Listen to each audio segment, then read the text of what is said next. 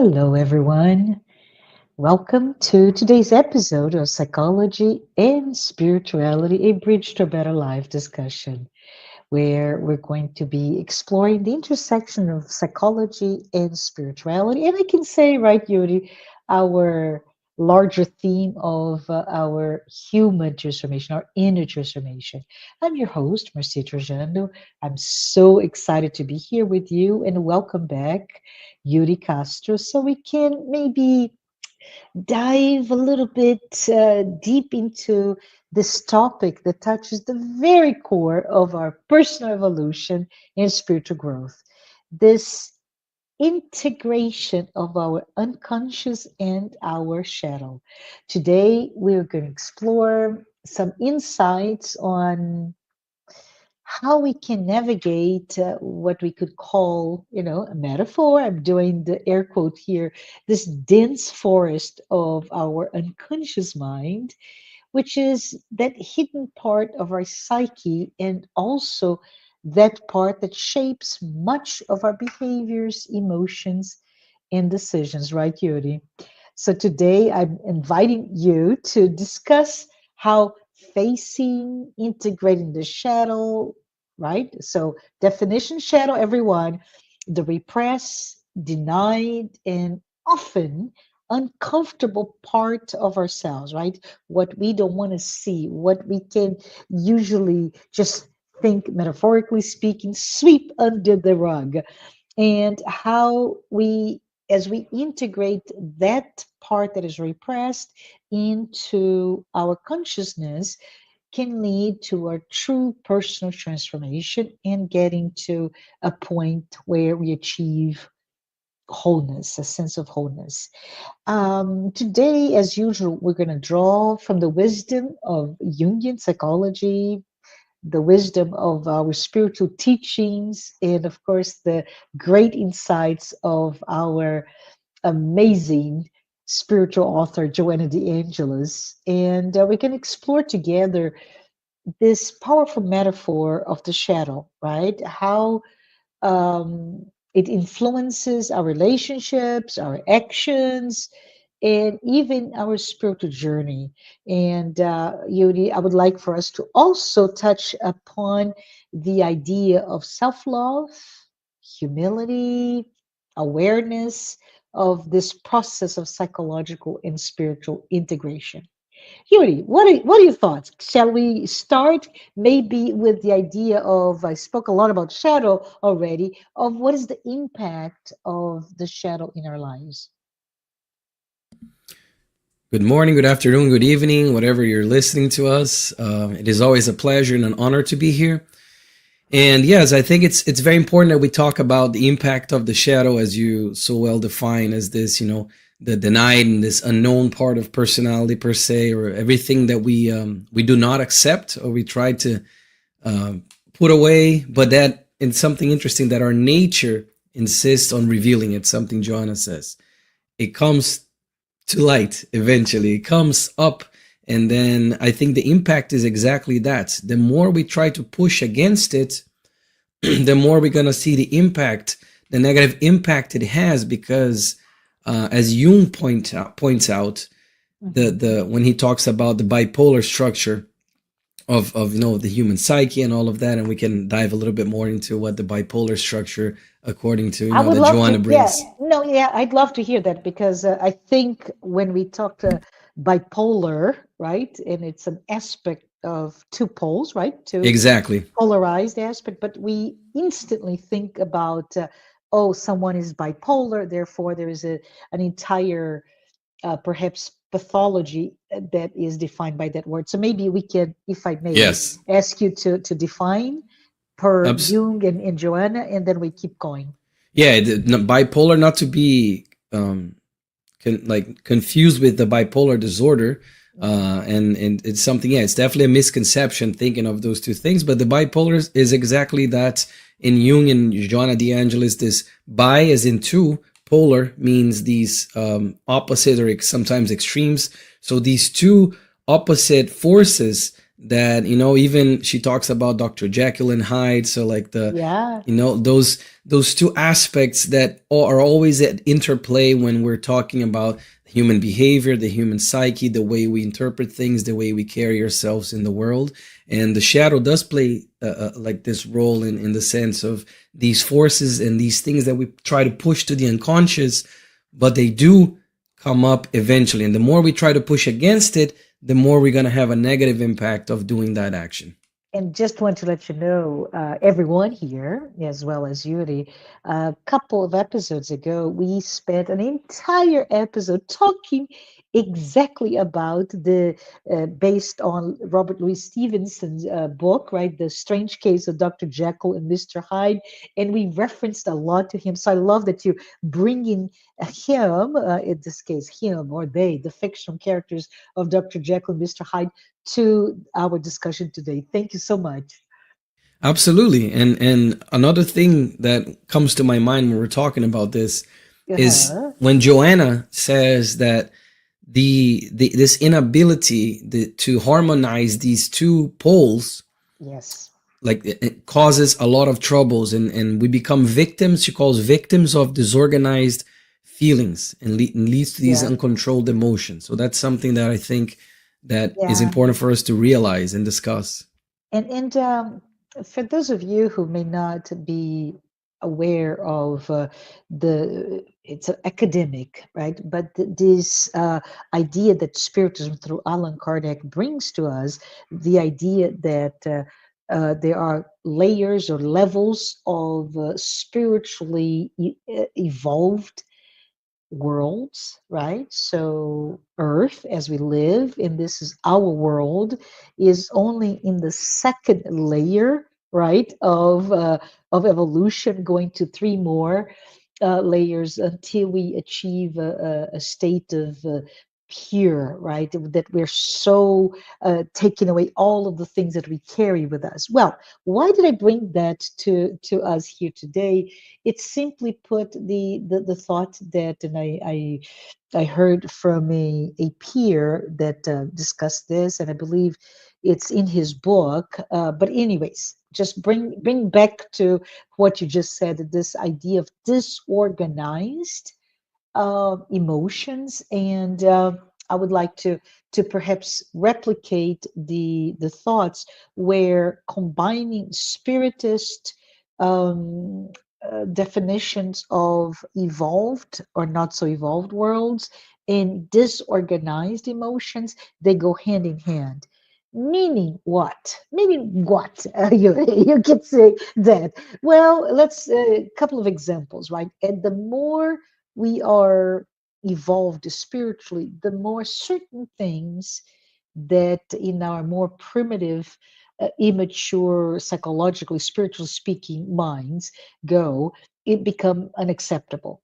Examples can be where very soon, and we're at the brink of that, how we, I don't know, how we even manage waste, right? That somehow all Yes. of it either went, right? There was this waste throwing into the universe. Like, what? What is going on? Don't you think at some point is going to catch up? The same way that the industry used to just pour or pump out all the waste into rivers, right? Today we are facing with the enormity of waste management not being done. Therefore, the oceans are more and more polluted.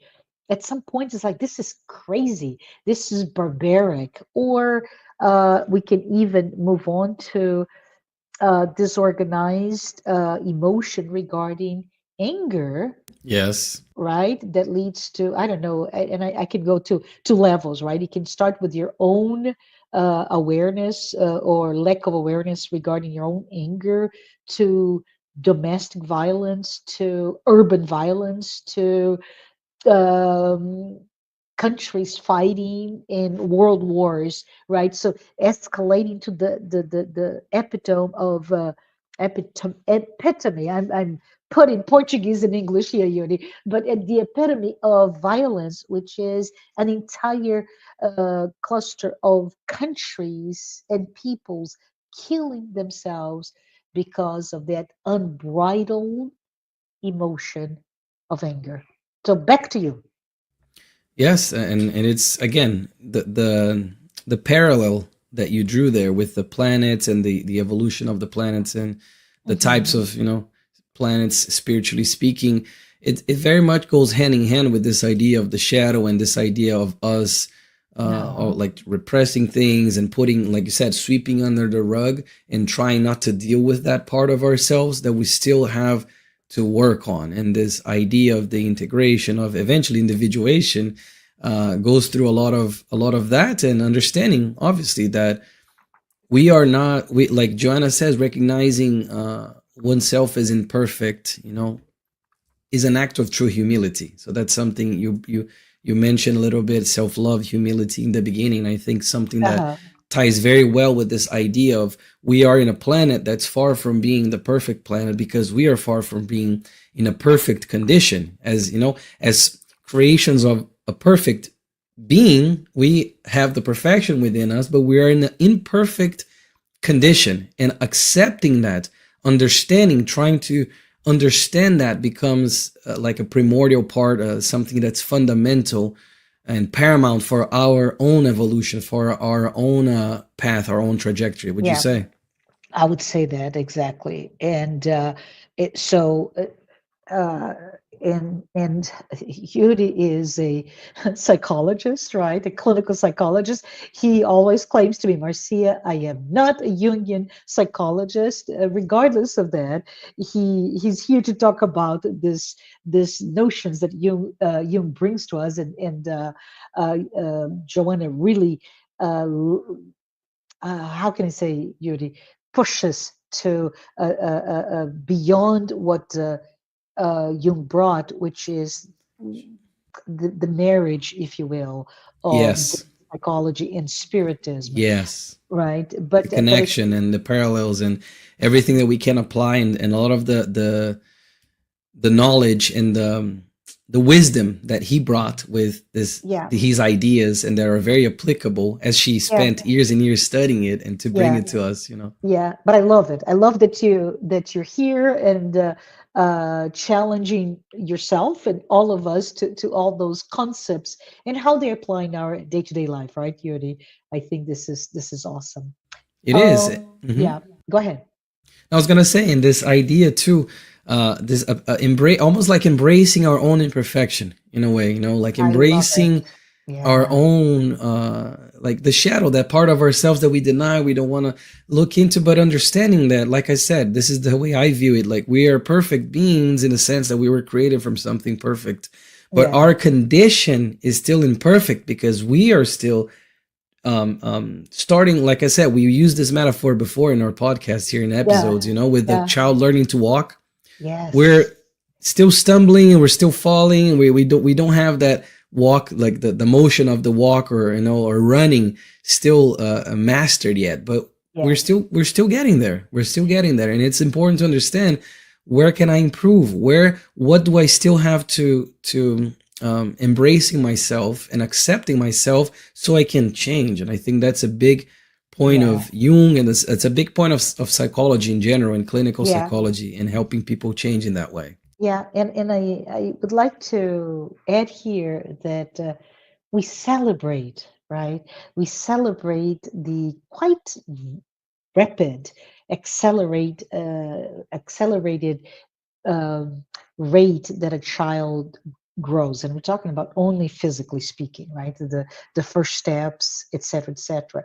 But oh, have you thought about, I'm remembering my child's first step, and it was such an emotion, her first words, right? her Yes. her her putting together when at the kindergarten was able to actually start writing words that later became sentence that one day becomes poetry, let's say, right? So we celebrate, but we don't do that to ourselves.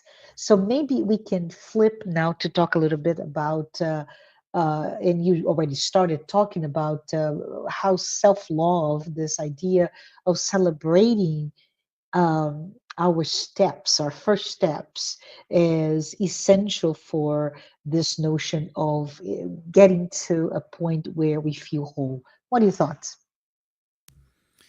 I think again, Joanna also brings this point Mm, in her books, about self love. This yeah. idea of us of self love being centered around self respect and self consideration. So Hmm. this idea of respecting ourselves, but understanding at the same time, and understanding that we still have the shadow, we still have a lot to improve, we still have a lot of these things, because Uh-huh. it's not about just loving the good parts of ourselves. It's not just Yeah. loving the things that we are good at, or the things that we do well, or the things that, physically speaking, we look good, or if we're smart, or if we play an instrument well, or those things that we do well, while ignoring or trying to Uh-huh. ignore all of the other things that come, the other things that come with that, all the other Yeah. components that Yeah. are invariably attached to those good things that we pride ourselves in. So Yeah. And self love goes, yeah. around that.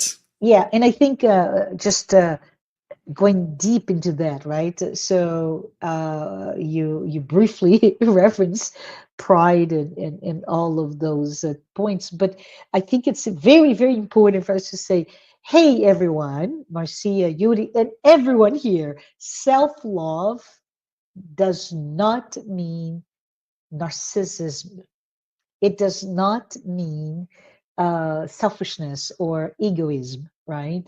It is Absolutely. really, right? It's all about looking at yourself and having the courage to do so, because it's actually a very challenging aspect in our world, right?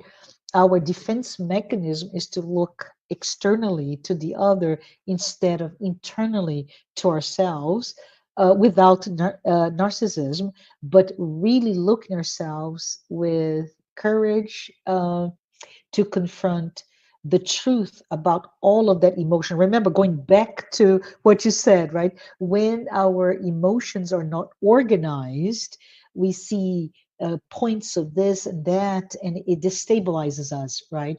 But if you look and we acknowledge both pole the the polar opposites, light and shadow, and we could also talk a little bit perhaps about the overarchingly dual nature of our of who we are as as humanity, the angel and the demon, the good and the evil, from our vantage point, culturally, spiritually, psychologically, we tend to see glimpses of both within us, and it takes a lot of courage to understand, accept, respect, integrate.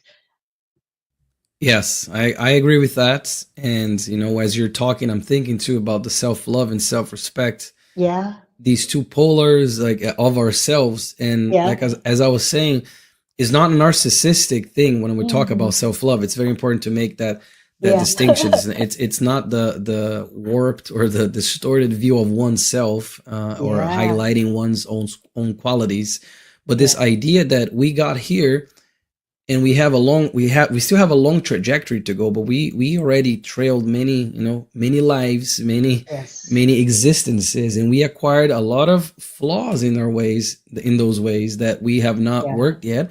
We also acquired a lot of qualities. So understanding the self-love is this idea, when I mentioned like self-respect, self-consideration, is understanding that we have put in the efforts and we still have a lot to go, but this idea of loving this person that we are as a whole, these two opposites that mhm, make us unique, those two yeah, things make our trajectory, and they yeah, make ourselves unique as we are, with our flaws, our qualities, the challenges that we choose to face when we reincarnate, or the challenges that we must face, and the ones that we choose and the ones that we must face. yeah, But that idea, this idea of the self-love being like almost loving the whole, loving the process. And that is very hard, because it's hard when Yeah. we're talking about loving a part of my part of myself that I don't want to love, or a part of Yeah. myself that is still a flaw. It's still something Yeah. that, I sweep under the rug.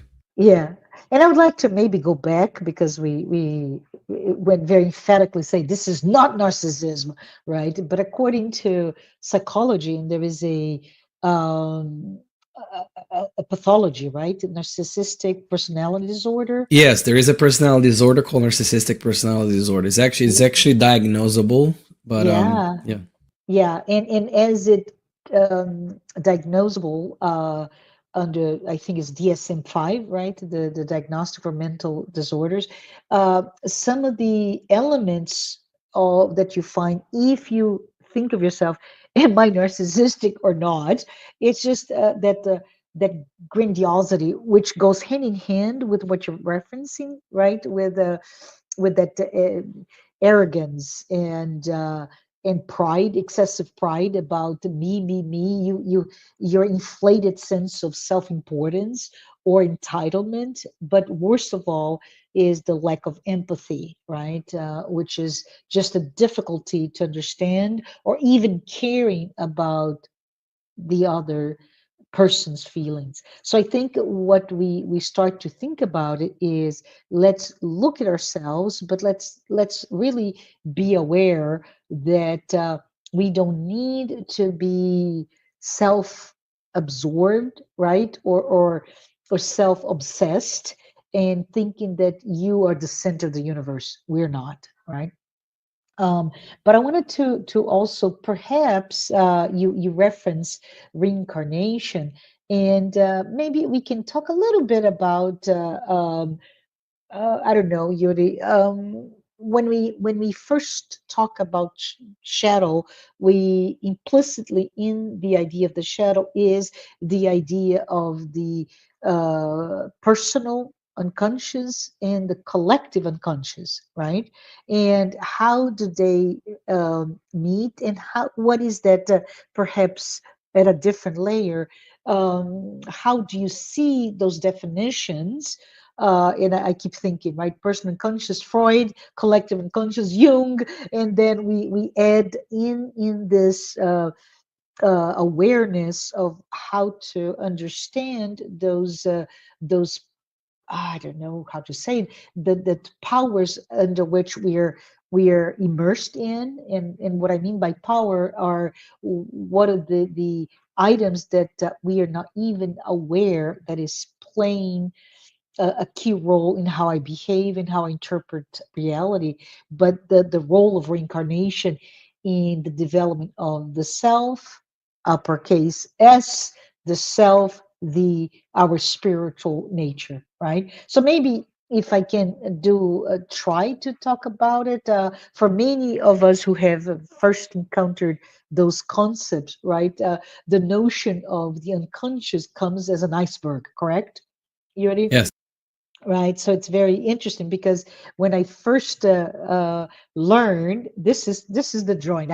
Can you imagine me in a whiteboard putting a line? That's the ocean line, right? And this enormous triangle, the iceberg, and a little tip, maybe one fifth of the iceberg is not submerged, and we talk about that is what's conscious and everything else is what's unconscious. Can you maybe talk a little bit more how can we interpret within that model perhaps the collective unconscious and the person conscious?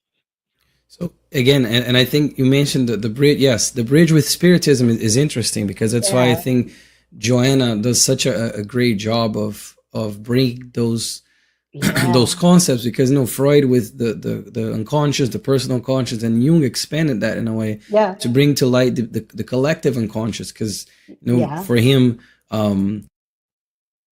sort of like realizing that there was this inherent reservoir of yeah, of archetypes and things like yeah. that, which is something that Freud didn't consider. But I don't want to get too much into the differences between those two. But this idea that I think you bring, it's very important, because Spiritism helps us through this notion of Mhm. the immortality of the soul Mhm. and the different passages of the soul in the material planes. So Yeah. this idea that, this unconscious, all this part of ourselves that, that we have, and the collective unconscious, all of this part that's under water, like using the Yeah. iceberg Yeah. analogy that we bring, and how spiritism, the immortality of the soul and the different reincarnations, they Uh-huh. have they sort of explain that, and they put into a different optic where we can now look from a distance and see, like, now that makes sense, why Yeah. there's this part underneath the iceberg, that there's Yeah. the iceberg, there's this part underwater, that when you're looking from the surface, because the whole analogy of the iceberg is, when you're looking from a boat, let's say, in the surface, the water is usually dark, so you don't get to see Yeah. what's underneath, but you see Yeah. what's there, but doesn't mean that there isn't something underneath. Yeah, So I think, and we can even talk about it, right? The this is in popular culture. We can talk about the so-called Freudian slip, where that metaphor of the iceberg also works, right? If you look at yeah, the line, the line that signifies within the triangle in the line, right?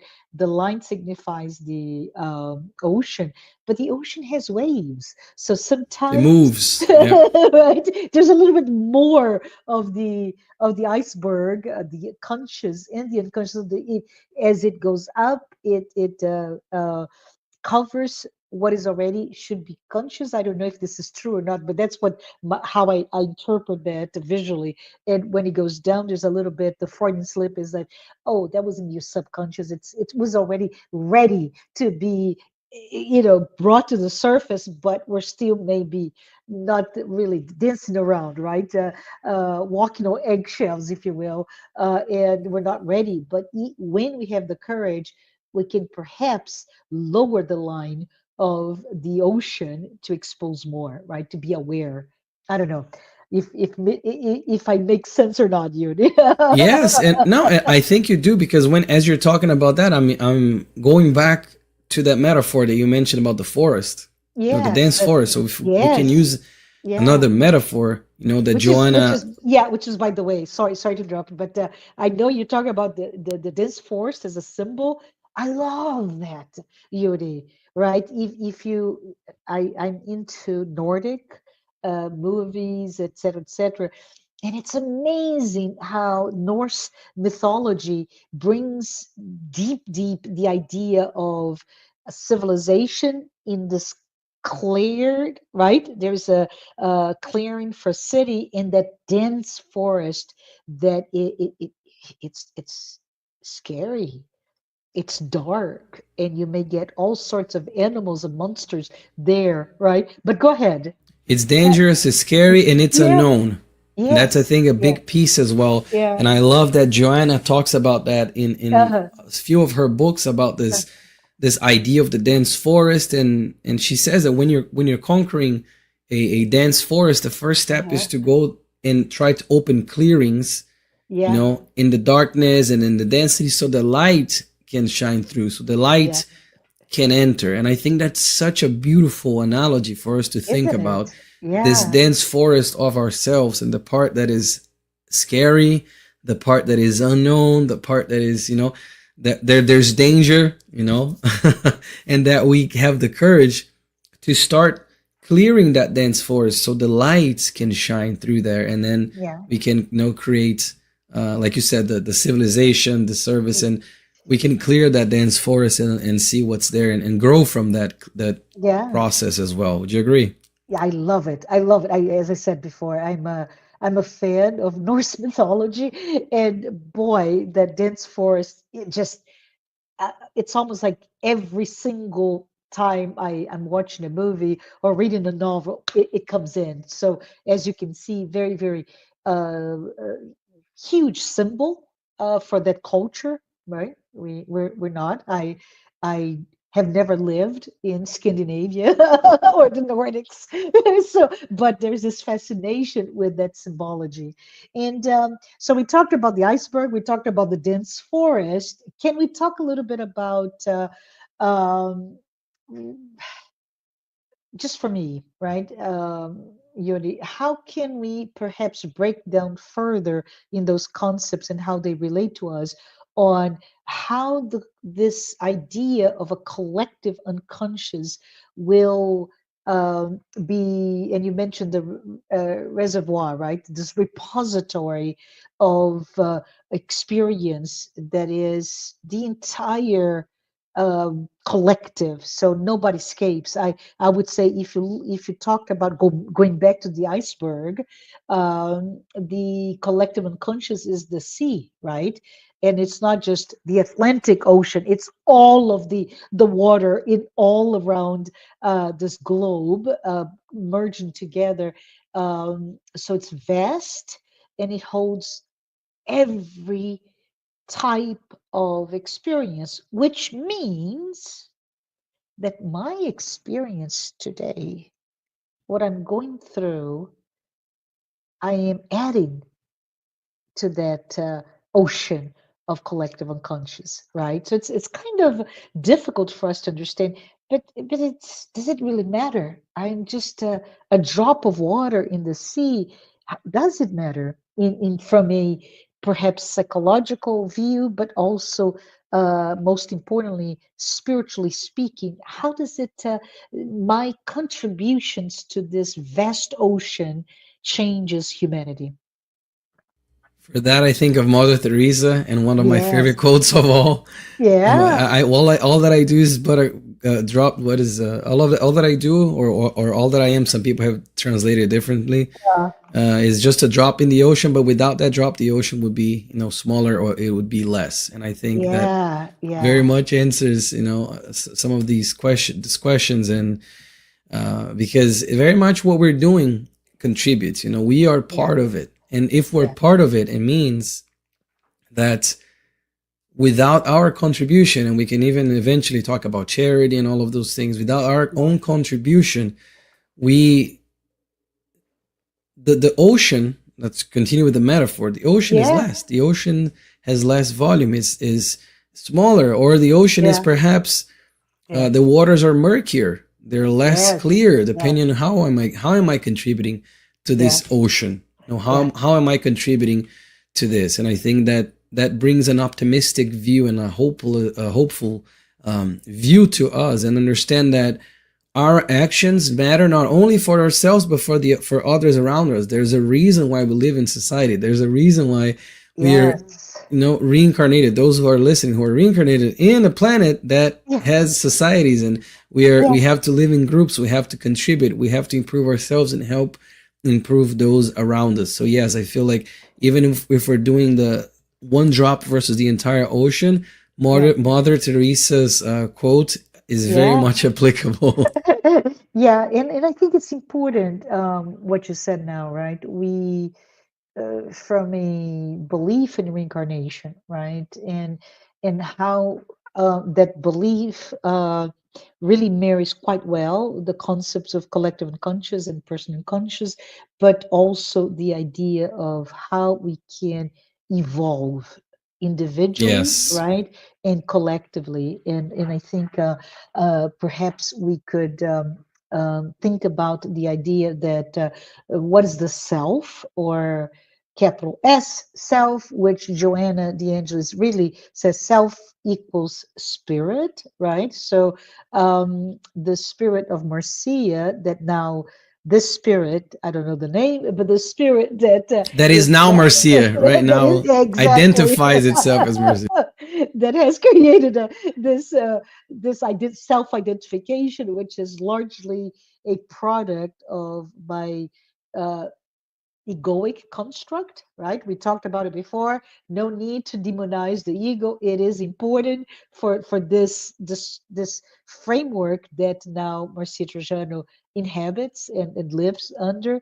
But there's also this idea that there is a structure, right, of the spirit, the self, that that framework, that structure is one that lives under and is influenced by the collective unconscious, the personal unconscious, and also by the succession, right? The one after the other incarnation. So you mentioned just a few minutes ago, Yuri, about the idea that each incarnation, there was a reason for us to be living this material existence, aka our incarnation.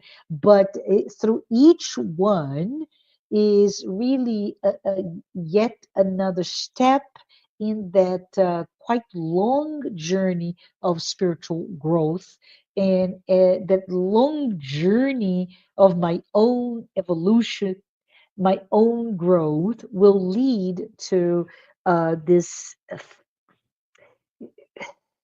expanding consciousness, being thinking Mm-hmm. about at some point we will expose the entire iceberg, right? The more we become aware of who we are, the more exposed we'll be to our own consciousness, the clarity, that dense forest, again, if you go to that metaphor, will be will be able to enter the dense forest of our unconscious without fear, right? Yes, and when we're talking about that, thinking about Jungian terms still, like the shadow and this idea Mhm. of the integration, you Yeah, know, yeah, this not necessarily pushing it aside or not looking at it, but this idea in the process that we're gonna be integrated. So when you're talking about the maybe the iceberg being exposed, that's what I'm thinking about, like this yeah, integration yeah. between those two parts, and then that we saw with, as Joanna mentioned, with Master Jesus, was, Yes. like the great example, the greatest example we've ever had, Uh-huh. to guide us and to see, the process. What is it when the individuation, when it's completed, what does it look like? That's what it looks Yeah. like. Yeah. So I think that when you're talking about that, that's what I think of, like this this final integration in a way that's gonna happen and has been happening. It's important to note that as well, but it's gonna continue to happen, and Yeah. it's only gonna depend on us, the speed of which our progress will take place, because progress, is infallible. Progress will happen, but the speed Yeah. of it which it will take place depends solely on us. Yeah, and it's quite interesting that you say that, right? Mother Teresa, referencing her again, when you quoted so well, thank you for that. That we're just a drop in the ocean, but without the drop, the ocean would be different, right? Not her words, my words, no. But it's important for us to understand that, and I was thinking here. And this is a concept that Joanna de Angelis doesn't bring verbatim. She doesn't call it that, but she talks about it, the dark night of the soul, right? So the shadow uh, can be related to that dark night of the soul, which just means that a period of deep, deep spiritual crisis, and resulting from that dark night of the soul, the transformation, right? So I don't know if you want to talk about it. I made a mistake. This is me and my foolish ignorant self, right? I'm going to confess on air what I've done, Yuri. And this is in reference to that dark night of the soul. Oh my goodness. I had a dear, dear, dear friend that called me in despair. I mean, it just really, it was a moment of crisis. Now, you maybe imagine, Marcia, what happened to lead her to the moment of crisis. May I tell you that what happened was simply a flat tire. She was, I know, you just rolling his eyes right now. But so she had a flat tire, and if she's listened to me, I love you. I love her. I'm gonna give you a name, but I love you dearly. But anyways, my ignorance came from saying to her, trying to calm her down, this is not a moment of despair. This is me mimicking as on the phone with her. Do not worry. This is okay. We can call AAA to come fetch you, or somebody can get you. It's okay. She was driving in a highway in a wintertime, very cold, all of those things, right? And my flaw came from telling her, maybe this is a moment for you to take the challenge and look inwardly. What does it mean to you? Think about it. What pushed you to go into that inner self exploration could be a cancer. Yuri, ah, not even a year later, she found she had cancer. And so I as I say this to you, I can just really feel my how I felt at the time. This is years and years ago, right? How dare I say this to anyone? Because cancer, experiencing cancer, it's devastating for so many of us, right? Dear and not so dear ones. It is terrible. And I said that to her, but I was referencing the concept of this dark night of the soul, and what we maybe what I would like to bring here perhaps is this idea that whenever we enter this sense of deep spiritual crisis that can be caused by external factor, be a flat tire, be a terminal disease, be it I don't know, separation, divorce, even the empty nest syndrome, whatever external point in one's life that pushes you into that sense of, I'm going through a spiritual crisis. The idea here, like integration of the shadow, is that that will set you free because it will push you in embarking on inner exploration, right? But also transformation as you rise from that. What are your thoughts on that? Can you maybe comment on this idea, Yuri? Yeah, first, I'm sorry about your friend. Yeah. Um, She's but doing sec, well, everyone. She's oh, doing good, good. cancer's in remission. She's living the life because she did actually go went through a transformation, a beautiful transformation of learning or pushing herself to love herself more. So well done. Okay, good, Yeah, good for her, good for her. yeah, yeah, Because this no, and when you as you were mentioning it, I was thinking too that that connects with what you said is how we experience things differently, and that yeah, reveals something about us and reveals yeah, something that perhaps is hidden, perhaps is unknown, yeah. perhaps is but it's there. The fact that we can have 10 people can have the exact same, let's call it Hmm. the flat tire. Let's use the example, Yeah, same flat yeah, tire, but have 10 different sequences of behaviors or 10 different reactions, 10 different lessons they take from it, or whatever we may call. That already shows that we this uniqueness of ourselves, and this part of the the this unconscious part of ourselves that comes to the surface and oftentimes can manifest itself in a crisis or in a yeah, disorder yeah. or a mental disorder, things like that. And I think that's what I was thinking about as you're talking about it, Hmm. and as well as the fact that when we're talking about this part coming up to the surface that we're not aware of, Yeah. also remembering that too much light can blind as well.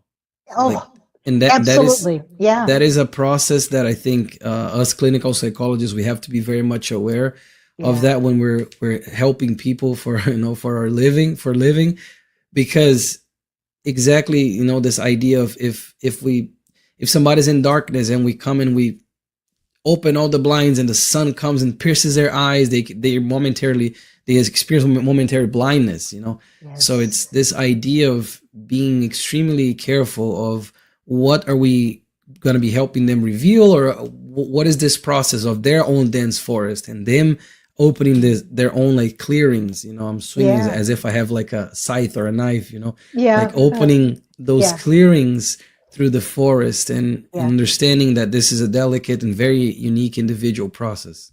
yeah. No, yeah, absolutely. Thank you so much for sharing that. When I the point that I'm also thinking about with not so much too much light, That's terrible. I'm about to say something terrible, Yuri. Please contain me. But it's the idea that, and this is a mistake, right? We're talking about inner transformation or embracing your sense of wholeness, right? That the sense of I am good, Yuri. I am good. I shed light to my shadow. I know all my flaws. Guess what? We don't. Think about it. If our awareness of our consciousness is, let's say, this is a model, academically speaking, right, of the iceberg, 5% of all that contains you, if you do another, oh, I'm going to be brave and say 1% more that you unearth, that's only 6% of the entire iceberg. So, this is something that happens to all of us, this sense of happiness and maybe the celebration that I spoke earlier, right? Hey, I can see that I thought I was humble, but I'm really not quite. There's a lot of arrogance in me, and I'm just giving some opposites here. Or I thought it was a patient, but I'm really not quite, or intolerant, or whatever those qualities that we try to instill in ourselves. But the fact is, there's so much to uncover, right? There's so much there that we should be aware, that celebrate the baby steps, but from the first step of a baby, it will take time before you can dance, right? Absolutely. Just again with the metaphor of the child learning to walk. When they take the Yeah. first step and they don't fall, they take the Uh-huh. second and they fall. But when they Yeah. take the first step and they don't fall, you don't expect them to wake up the next day running a marathon.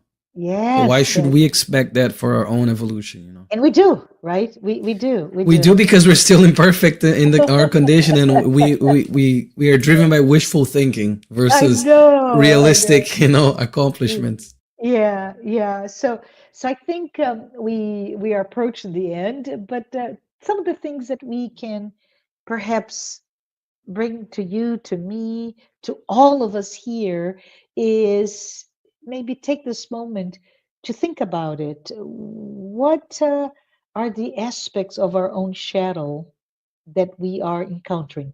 Thinking about that's the Freudian slip or not. Those are the insights that come to us either from your therapist or sessions, or right, your therapeutical sessions, or from a conflict or a dream, whatever is the vehicle, the flat tire. But as you're facing those aspects, how do we respond to them, right, Yuri?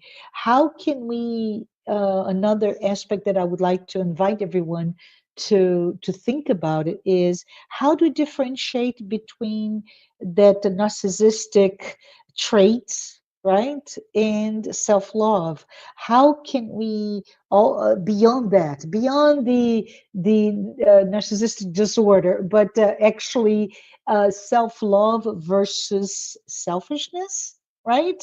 Maybe those are more easily attainable for us to Hmm. understand. How when do I know to differentiate? And there's no right or wrong answers. This is just an invitation for us to reflect, right?